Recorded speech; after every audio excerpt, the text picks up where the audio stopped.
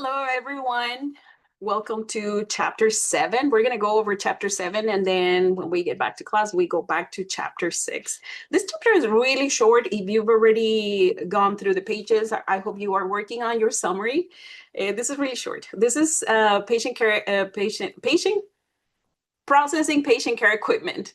What is this? We have talked about items that are not necessarily part of the OR, but then it's still equipment that is utilized in on the floors, maybe also in the OR, but not directly as a sterile item.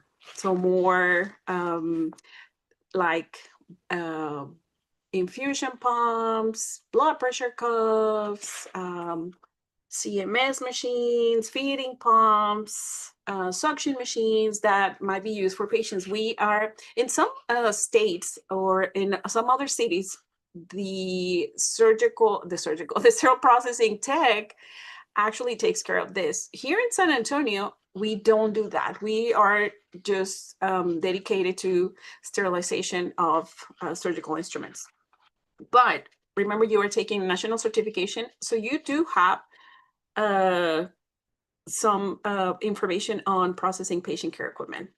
I want to share my screen on just the modules overview. This week it's a little bit different because we do have that holiday, but nonetheless, this is what we're going to be working on. We're going to talk about the disinfection process, which goes along to Chapter 7 because we are disinfecting patient care equipment. So this chapter, I want you to pay attention because it's Module 6, but it's Chapter 6 and 7. We're going to describe the functions performed during clinical chemical disinfection. We're going to talk about some chemicals in Chapter 6. What is the process? Should we use all chemicals to all the equipment, or how do we? What is the criteria to use chemical disinfectors? We're also going to talk about high quality disinfector process. We're also going to talk about some health and safety considerations when it comes to the disinfection process. We're also going to talk about environmental disinfection. What are the steps in the cleaning process? How do we identify patient care equipment, and how and if it is processed in SPD? And also we are going to talk about a little bit about what do we do with this equipment that comes in parts, is coming from other areas. How do we treat it? What happens? So we're going to go through all that. For this chapter, you do have an assignment. Right, you have your summary. Is both chapters, I believe, is 400 words. And remember, I don't want the minimum words. If you give me a minimum, you're going to get a minimum grade, which is an 80. So I need to see more effort on those summaries. You also have a lot of video sources. Please watch them when we come back next Wednesday. And you also have a quiz on Chapter 6 and 7 for this particular section.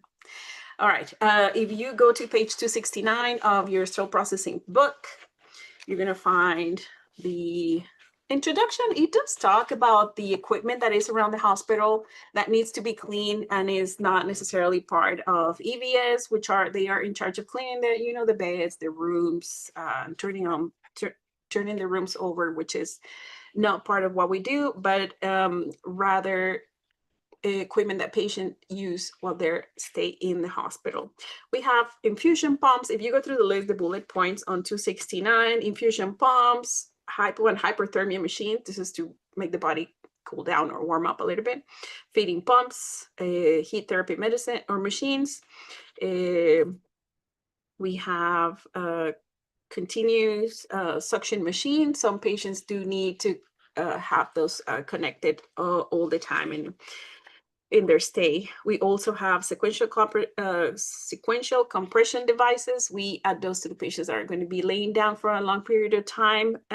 While the actual sleeve that goes on the patient is disposable, the machine that they're connected to, this is the equipment that we're talking about. We also talk about commodes, walkers, traction devices, etc. So if you go to page 270, you're going to be able to see some of these pictures, what they are, If you're curious about it, I want you to Google it. Like, for example, oral suction machine. What does it do? What is the function of that? We do have equipment that is just around the hospital that comes to us. There are different ways to collect this equipment. Either they bring it to us or we go pick it up. They could be probably hubs in the OR or in every floor that that they place this equipment into. And then what is the process? How do we bring it into SPD? Do we treat it in there, or what is the protocol? The protocol will be, we are going to, just like the instruments, anything that is contaminated, we are going to cover it and then bring it into the area that we are doing this work. Probably it's not going to be our SPD here, but if it's in another state or another city, they might do it in the same area. And just like any decontamination, we're going to start with the cleaning process. So before anything else, we're going to have to clean the items. If you remember the cleaning concept from chapter 5, it does apply to this equipment as well. Now, once we complete the disinfection process of this equipment, which we're going to talk about it here in a little bit, what do we do with it? How do we return it? We do have a process in which the nurses are calling for IV pumps or sequential machines or suction machines or feeding tubes, and then they are calling in to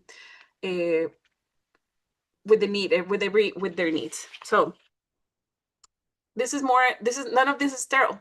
If you guys remember the critical, semi-critical, and non-critical, what do you think this equipment is going to be? I'm going to give you like 2 seconds to answer, even if I can't hear you right now. It will be non-critical. None of this equipment goes into patient skin or mucous membranes. Okay, everything is external. Even the suction machine, because the suction machine does not go into the patient, even if it's an oral suction. The disposable tube that goes into patient's mouth, that is disposable. So I want you to kind of maybe have that concept of when it comes to this equipment is non-critical equipment. As anything else, you're going to be trained. This is on page 271. You are going to be trained on how to process these items. What is the equipment used for? What is it called? Are there instructions for use? What are they recommending? What is the instruction for use recommending cleaning chemical? How do I disinfect? What do I use? What is the inspection process? How do I handle equipment that needs to be repaired? What if the equipment is damaged? So what do I do with it? And I also need to be aware of the amount of like IV pumps that are there for me, because somebody's gonna call is like, is there gonna be one available? So you need to be on top of your supplies in when you do patient care equipment as well. And then on page 272, we have the processing procedures. If we go, let's go through the rest of the pages because it's a very short chapter. 272, 273. In 272 is going to be the processing procedures. 273, general cleaning considerations. And then we're going to start with the disinfection process in 273. Moving to 274, reassembly, testing, and inspecting these items. We also have a quality control on, just like we do in decon. And then 275, we have storage and distribution. And then on 276, we have some of the elements that we use to identify equipment that we need to be familiar with. Okay, so let's go back to page 272. While the use of this equipment is not directly on the patient or mucous membrane or body fluids or things like that, there is always the chance that the equipment is going to be contaminated with splashes like of blood or saliva or urine or things like that. So we need to consider that these items are contaminated. It could be blood, body fluid, and other material, right? Infectious material that could be coming from the patient. the number one answer will be, how do I treat this? According to manufacturer instructions or instructions for use after each patient use. The process for cleaning and disinfecting the patient care equipment should be established. It's not like, okay, just get a rag and do what you can. I know there's a little protocol as well. And again, is going to be following the rules from the instruction. What chemical supplies do I need? What is the sitting time of the chemical? How do I start the process? In the second paragraph on 272 for processing procedures, if the equipment is to be returned to the decontamination area for processing, it should be contained. What does that mean? Remember that the instruments from the OR, we transport them in a cart. Some of these items are so big for us to put in a cart, or it's just not feasible. So what we're gonna do, we might cover the instruments like an IV pump. We cannot put them in a cart, it's huge.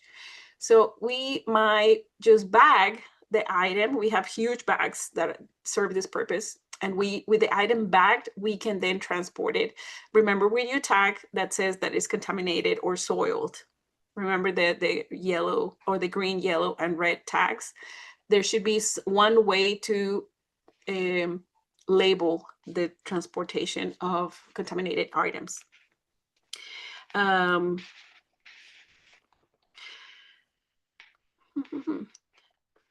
Okay, paragraph number 3, as we know, any item coming from a patient room, patient OR, et cetera, we should consider that contaminated because we don't know. As we know, microorganisms are like so small, we can even see. So we cannot consider or even think that it doesn't happen, right? Because remember, microorganisms could be anywhere. So therefore, the recommendation is that you always wear gloves to transport these instruments. Even if they don't see, they're not visibly contaminated, please wear your gloves.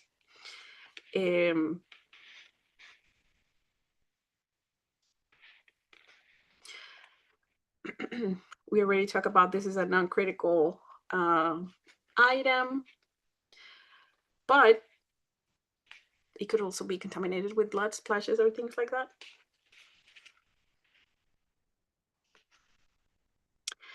Okay, let's go on to the next page, 273. General cleaning considerations. Clean equipment should be cleaned before it's disinfected. We already know this principle, right? So anything has to be cleaned before it gets into the disinfection process. So wiping it off will not mean that the item is ready to go. So equipment should be cleaned before it's disinfected. It recommended in the instructions for use, multi-part equipment should be disassembled. We already know this about instruments, right? So it's a multi-part instrument, like it has like a little door, like a little knob, or there's all kind of parts that an item could have. So you need to be familiar if the item needs to be disassembled before the cleaning process starts.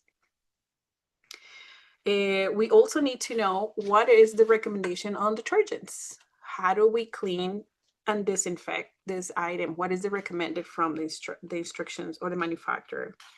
Because going to the disinfection on page 273, not all disinfectants can be used on all patient equipment materials. So it is important to follow the equipment manufacturer instructions for disinfection, because some disinfectants can damage the materials of the equipment. I think I already shared with you, like the mats at the gym cannot be wiped off with the Clorox wipes. It will disintegrate, the little rubber that they made of. And it goes the same for, you know, any equipment that we have in the hospital. It already says here on paragraph 3 of disinfection, it is important to understand that simply wiping off the equipment with a disinfectant wipe might not be sufficient to render the equipment safe for the next patient use.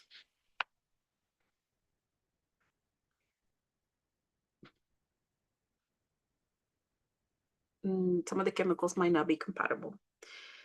The last paragraph is processing personnel should only use disinfectant wipes that the equipment manufacturer has validated for disinfection. There are many types of disinfectant wipes, and you're going to see that when you start working or when you start going to clinicals. It's not just one type of, we don't even have like the Clorox wipes like that. We have different types of wipes depending on the item and the chemical that is needed. Let's go to page 274. When using a disinfectant wipe, personnel should follow the manufacturer instruction for use for the wipe being used. Disinfected wipes should not be reused. You use it for one item and then you throw it away. And if you need another one, you pull a new one and then use it, but you don't go from with one rag from one instrument, from one piece of equipment to the next.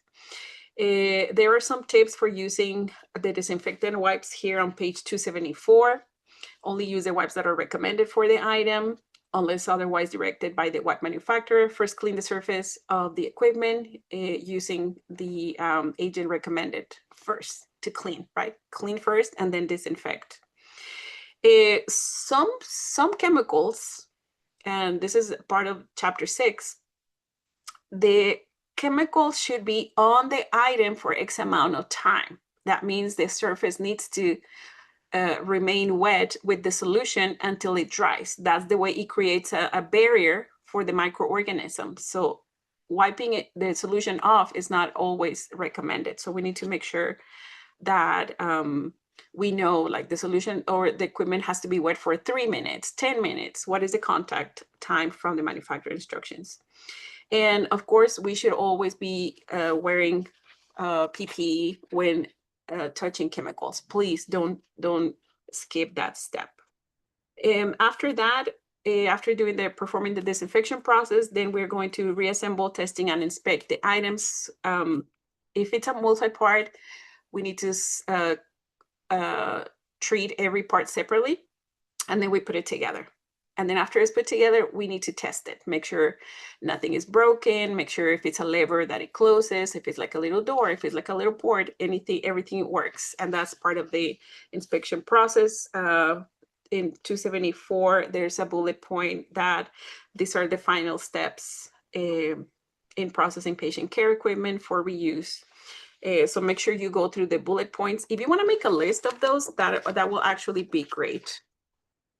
If you find an instrument that is, or a piece of equipment that is not working, we need to tag it. We have special tags that say it needs this or that, and you need to make a report because you need to let somebody know. You cannot think that the next person is going to do it. So you have to submit their report or their work order on every item separately and the location that you are going to be leaving that, because Biomed is going to come and get it and make sure it's in a bag. Even if it's already cleaned, disinfected, put it in a bag with a tag, and they're going to come and pick it up. We have quality control on page 275. We need to make sure that we know how things work and if that's the way they're supposed to work. Each piece should be identified as where it's supposed to do, and we need to make sure that that it works before we send it to patient care. If things don't work, we need to send them to repair. And we also, remember, we talk about preventive maintenance for the autoclaves and the washers. Some of the equipment also has this type of requirement. So you need to make sure that is considered because preventive maintenance is going to help us maintain the equipment. And then we have the storage and distribution. If there's not a specific group or room designed to store the items that have been cleaned, you need to know where it's going back to. Is it going back to the floors? Is it going back to the OR? Is it going back to, I don't know, the clinic, the ER, the cath lab? Where are these items coming from and where did they belong to? If we have a special room designated just for equipment that has been treated, then we do have a system to, take them in. And then the same thing is when somebody is asking for a pump and we don't have a pump, we just do the best to figure it out how to find one. We do not follow direct request. The nurse in third floor is like, oh, I need a pump. And one of my rooms is getting empty. Can I use that pump? Can you just clean it here and give it to me again? So make sure you follow the protocols. The answer to that question will be no. We need to take it into reprocessing if that's the protocol. Even when the nurse is like, please don't take it, leave it, you need to follow your own rules. Remember, nobody's going to save you if something is going to be like on your file. So you need to make sure that you follow your own protocols. And then on page 276, this is some information that all the equipment in the OR should have. Please go through the bullet points and make sure that if you have any questions on this, we can talk about it in class, because it is important to go over equipment identification for many reasons.